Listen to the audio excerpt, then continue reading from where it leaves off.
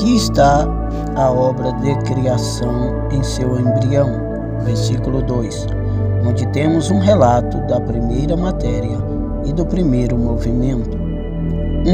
Um caos foi a primeira matéria. Ela é aqui chamada de terra, embora a terra propriamente dita não tenha sido feita até o terceiro dia.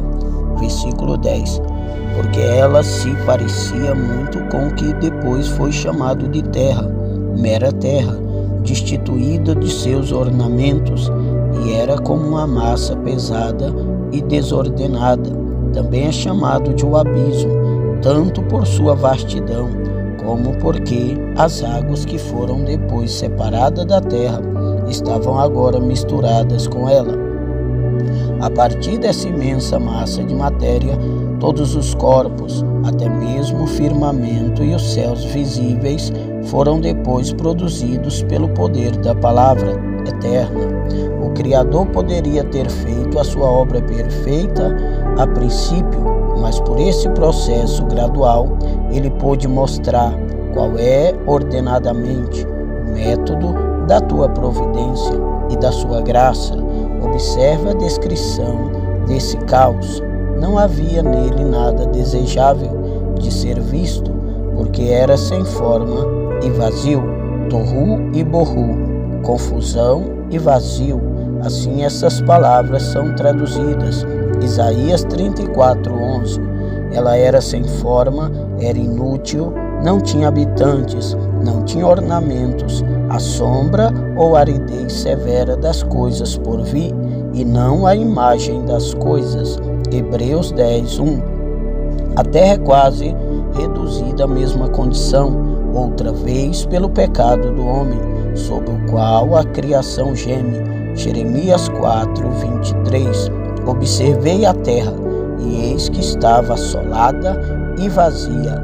Para aqueles que têm os seus corações no céu, este mundo inferior, em comparação com o superior, ainda parece ser nada, além de confusão e vazio. Não há nenhuma beleza verdadeira para ser vista, nenhuma plenitude satisfatória para ser desfrutada nesta terra, mas somente em Deus. Mesmo se houvesse qualquer coisa desejável para ser vista, não havia luz para vê-la, porque as trevas espessas, estavam sobre a face do abismo.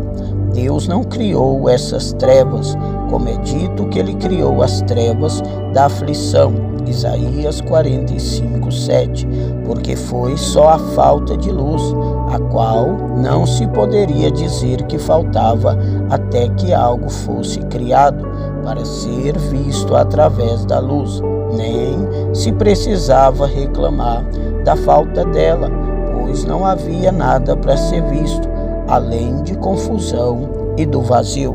Se a obra da graça na alma é uma nova criação, esse caos representa o estado de uma alma desgraçada e pecadora. Há desordem, confusão e toda obra má. Está vazia de todas as coisas, porque não tem a Deus. É escura, é a própria escuridão. Esta é a nossa condição por natureza, até que a graça poderosa efetue uma mudança bendita. O Espírito de Deus foi o primeiro a se mover. Ele se movia sobre a face das águas. Quando consideramos a terra sem forma e vazia, parece-me que ela é como um vale repleto de cadáveres e ossos secos. Eles podem viver? Esta massa confusa de matéria pode ser formada em um mundo belo? Sim, se um espírito de vida procedente de Deus entrar nele. Ezequiel 37:9. Agora há esperança a respeito disso, porque o Espírito de Deus começa a operar. E se ele operar, quem ou o que impedirá? É dito que Deus fez o mundo pelo seu Espírito. Salmos 33:6, Jó 26:13. E a nova criação é realizada pelo mesmo trabalhador poderoso.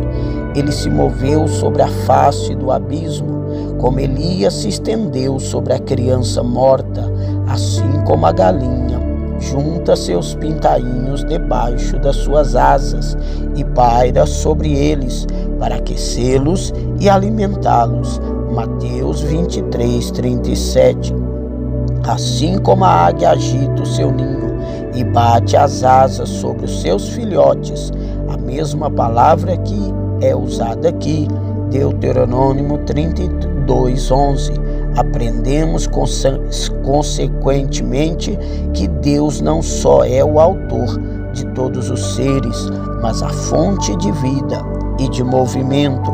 A matéria morta estaria sempre morta se ele não a tivesse estimulado, e torna-se digno de crédito para que Deus ressuscitasse os mortos, um poder que tirou esse mundo da confusão, do vazio e das trevas no início do tempo, pode no fim do tempo tirar os nossos corpos maus da sepultura, embora ela seja uma terra de trevas, como as próprias trevas e sem qualquer ordem, Jó 10:22, e pode torná-los corpos gloriosos.